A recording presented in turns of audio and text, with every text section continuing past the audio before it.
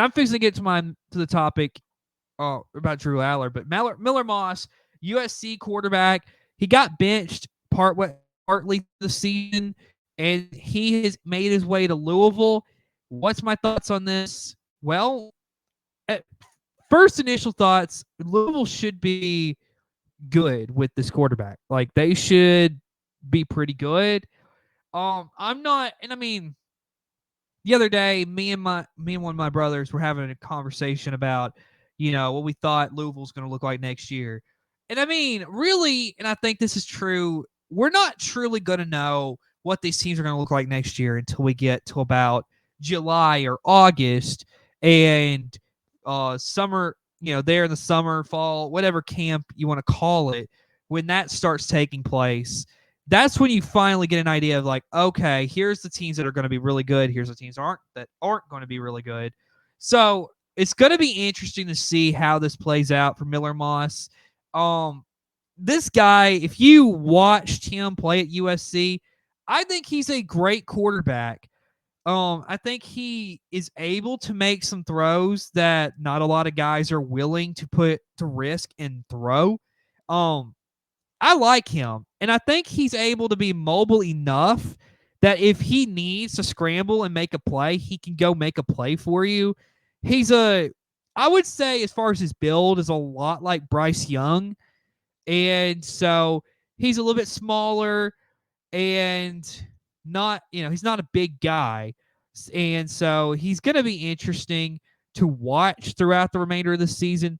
Miller Moss definitely, though, transferring to Louisville is going to be interesting, like I said.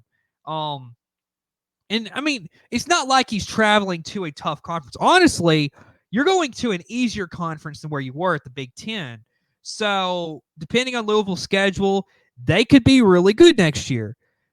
But depending on their schedule, they could be really bad. We're going to have to wait and see, like I said, until July or August to really get an idea of what these teams are going to look like. But Miller Moss, definitely, I think, if you're Louisville, I think you just picked up a really great quarterback. Maybe, and just maybe the best quarterback in the portal. I don't know, but we'll have to wait and see. So now let's turn our attention to Penn State. Drew Allar will be returning to the Nittany Lions next season. This is a big story because also you got to keep in mind backup quarterback Bo Pribula has decided to transfer out. I believe Pribula announced he was leaving before Drew Allar announced he was going to stay at Penn State. So this is interesting because of this. One, what do we think there may have been a conversation between Allar and Pribula for this outcome? Quite possibly there could have been. Or two, was it that Pribula announced he was transferring and then Allar saw that and he's like, okay, I may just stay one more year and help Penn State, possibly, depending on if they win the championship this year, have a chance to go back-to-back for national champions. That could be a thought. But I think ultimately, if you're Drew Allar, I think the big thing here is that you realize that your draft stock was not going to be great because, yes, you were maybe one of the top quarterbacks, but this cycle of the quarterback class is not great, in my opinion. It's not really that great.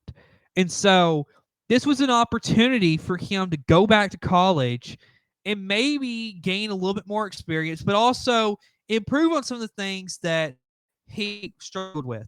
One thing I saw from the Big Ten championship game that he did that I feel like he does need to fix, and we'll see how he does in the playoff, and that is sometimes he would have this ability to make some wild throws, a lot like the sidearm Patrick Mahomes throws that are more baseball-esque.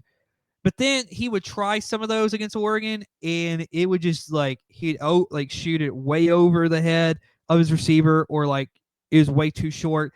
That's got to be cleaned up. He's got to work on his accuracy. If he can do that, he's going to be fine. But Drew Allar is definitely a guy that going into next year, he's going to be one of the top quarterbacks in college football. And I think Penn State should be fine next year. I mean, they go 10-2 like every year. And so we'll just have to wait and see what happens with Penn State. But, I mean, if you're Drew Allar, I think this is a smart move. Go back to college. Bo Pribula, definitely interesting because he's a guy who's sat for 3 years behind, I believe it was, he was third string for Sean Clifford, now backup for Drew Allar. He's waited 3 years. So he's waiting on that opportunity to go and be a starting quarterback. So he's going to go find a place to start. So we'll wait and see. Best of luck to Bro Pribula. And so we'll wait and see. All right. John Mateer. If you don't know who this guy is, you're going to know because he was the Washington State starting quarterback last season. Incredible quarterback. I watched him last year play against Washington. He has a great way to sit in the pocket, make some passes down the field, great arm. He's a great quarterback. Now, why is he expected to transfer to Oklahoma? Well, here's why. The guy who was his offensive coordinator at Washington State was hired to go to Oklahoma and be the offensive coordinator. John Mateer most likely saw that, and he's like, okay, I may go follow my offensive coordinator. Now, of course, I don't know if this, and I mean, somebody in the comment section can correct me if I'm wrong, but I don't think this has become true that he has decided to transfer. But Mateer is in the portal. He hasn't picked a spot yet. Let's see. Michigan is. There's an article about why Michigan should target him. Apparently Miami's in the running. Now, Miami definitely would be interesting because, losing Cam Ward, going to get a guy like John Mateer, second straight year of going and getting a Washington State quarterback, that'd be interesting for Miami. But if he goes to, I'll say this. I think Oklahoma definitely would be a good place for him. Oklahoma's looking for a quarterback. And here's the question with Oklahoma is, can you really trust Michael Hawkins Jr.? He did okay, not great last season. So we'll just have to wait and see what Oklahoma decides to do. Of course, they're looking for a quarterback. And so Mateer, we'll wait and see where he goes, but definitely interesting to watch where John Mateer goes to. And then final transfer portal information before we get to our ball game picks. Jaheim Otis. He was an offensive lineman for Alabama. He is transferring to Colorado. What do I think about this?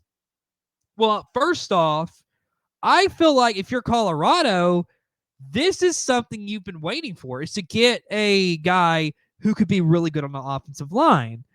And so you're getting a guy like Jaheim Otis, who played at Alabama. He played for, I believe, if I'm not wrong, he played for Saban 1 year, then Saban retired, and then he played for DeBoer. He didn't really, and if I'm right, I don't think he really got the playing time that he wanted. So he transfers to Colorado. I think this is going to be great. I think Dion can do a great job of coaching him. I think this is a great move for him. Colorado, and it's all going to depend on who they start at quarterback next season, and then what does the receiving core look like, because you're losing a lot of receivers. Plus, you're losing the Heisman Trophy winner, Travis Hunter. You're losing Shedeur Sanders, most likely, to the NFL. Colorado's offense is going to look totally different. And so we'll just have to wait and see what it looks like. But Jaheim Otis, first off, going to Colorado, I think it's a good move. I think it'll be interesting to see what he does on that offensive line. This is just me, but I believe he's a day one starter for Colorado. I don't think there's any question. Colorado will start him, I think. So that's definitely interesting.